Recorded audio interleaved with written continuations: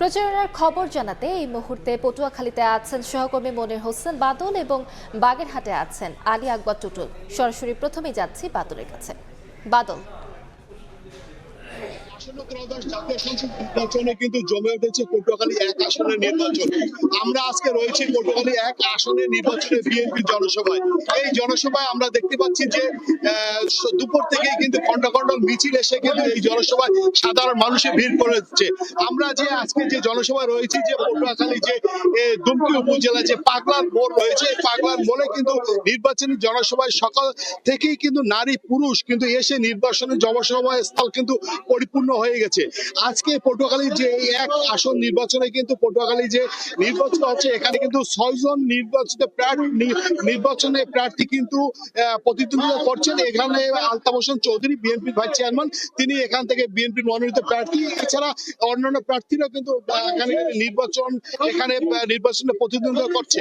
আর আমরা যদি বলতে চাই পটুয়াখালী 1 আসনে কিন্তু 3টি উপজেলা নিয়ে গঠিত। এই আসনে কিন্তু 5,05,835 জন ভোটার রয়েছে এবং 8 জন অন্য ভোটার রয়েছে। পটুয়াখালী যে 1 আসন রয়েছে, এটি আসলে একটি অন্যান্য আসনের চেয়ে কিন্তু এটি গুরুত্বপূর্ণ আসন, কারণ এটি 3টি উপজেলা নিয়ে গঠিত এই আসনটি। আর এখানে কিন্তু যেহেতু এখানে জামাত কোনো প্রার্থী প্রতিদ্বন্দ্বিতা করছে না, এখানে এবি পার্টির যে আছে তাকে তাকে সমর্থন দেওয়া হয়েছে। এখানে এবি পার্টির যে মেজর ওহাব মিনা রয়েছে, তিনি সকাল থেকেই চষে বেড়াচ্ছেন তার ভোটারদের মাঝে মাঝে। এছাড়া আমাদের বিএনপির যে আলতাফ হোসেন চৌধুরী রয়েছে, বিএনপির মনোনীত প্রার্থী, তিনি সকাল থেকেই সাধারণ ভোটারদের কাছে কাছে যাচ্ছেন এবং ভোটারদের দ্বারে দ্বারে পৌঁছানো ভোট চাওয়ার জন্য তিনি যাচ্ছেন। আর এই জনসভা স্থলে আজকে আমরা দেখতে পাচ্ছি কিন্তু নির্বাচনী জনসভা কিন্তু অনেক লোকারণ্য হয়ে গেছে। হাজার হাজার নেতা কর্মী সমর্থক এবং ভোটাররা এখানে উপস্থিত হয়েছেন এই জনসভা স্থলে। এই ছিল পটুয়াখালী 1 আসন থেকে আমার কাছে বিএনপির যে নির্বাচনী জনসভা তার সর্বশেষ। আমরা এখন চলে যাচ্ছি বাগেরহাটে, সেখানে আছেন টুটুল। বাগেরহাট 2 আসনের যে জামাতের প্রার্থী শেখ মঞ্জুর হক রাহাত, এই মহাত আসলে সকাল থেকে রাত অবধি পর্যন্ত আসলে প্রচারণা চালিয়ে যাচ্ছেন।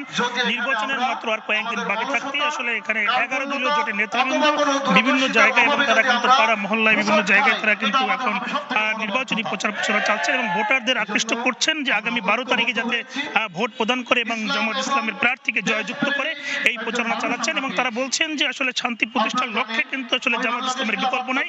এই কারণে তারা কিন্তু আসলে বিভিন্ন ভোটারদের কাছে যাচ্ছেন এবং তারা কিন্তু আসলে দেখেছেন যে বিগত দিনে যে সরকারি ক্ষমতায় ছিল তারা কি করেছে সেই বিবেচনা করে আগামীতে যাতে সরকার গঠন করতে পারে জামাত ইসলাম এবং এখানে যে প্রার্থী বিজয় করতে পারে, সেই কারণে আসলে এখানে যে নেতা কর্মীরা রয়েছেন এবং ভোটারদের পাশাপাশি যাচ্ছেন এবং ভোটাররাও যাচ্ছেন। আমরা যদি বলি যে আজকে এখন এখানে আমরা রয়েছি যে বাগেরহাটের সদর উপজেলার দেপাড়া যে বালুর মাঠ রয়েছে, এখানে আসলে জনসভায় তিনি বক্তব্য রাখবেন কিছুক্ষণের মধ্যেই।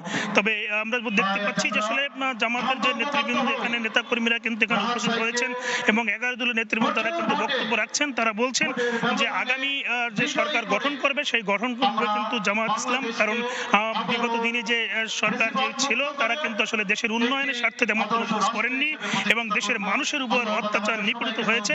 এবং আগামীতে যদি এই জামাত ইসলাম ক্ষমতায় আসে শান্তি প্রতিষ্ঠা হবে এবং দেশের মানুষ শান্তিতে এবং নিরাপদ থাকবে এবং দুর্নীতি মুক্ত একটি বাংলাদেশ গড়বে, এমনটাই কিন্তু আসলে তারা কিন্তু প্রত্যাশা করছেন।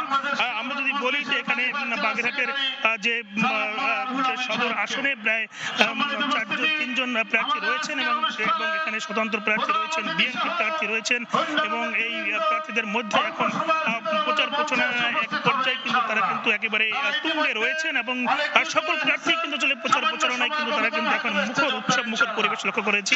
আমরা এখনো পর্যন্ত আসলে কোনো অভিযোগ বা ওরকম কোনো কিছু পাওয়া যায়নি এবং তারা কিন্তু বলছেন যে তার যে শেখ মঞ্জুর হক রাহাত এবং তিনি কিন্তু আসলে প্রচারণা এবং বিভিন্ন সমাবেশ করে যাচ্ছেন।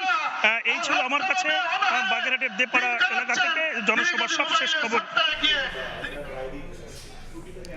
সরাসরি যুক্ত ছিলাম পটুয়াখালী এবং বাগেরহাটে।